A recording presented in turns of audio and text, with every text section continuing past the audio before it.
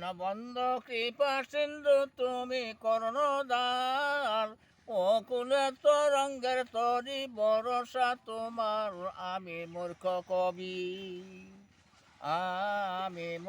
কবি দিলে ভাবি লিখা করি শুরু নিদানের ভরসা কই আল্লাহ দয়া করবেন গরু বলে লিখে যাই পরে লিখে যাই সোনের ভাই দুঃখের কাহিনী ও করে আসে কবির গাতনি মেয়া ভাবনাতে বসতাতে হইল কি ঘটনা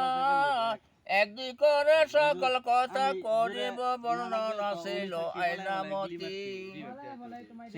আয়নামতি রূপের তুতি করে অবস্থান 14 বছর হবে বুঝি করি অনুমান সেরি এইটে পরে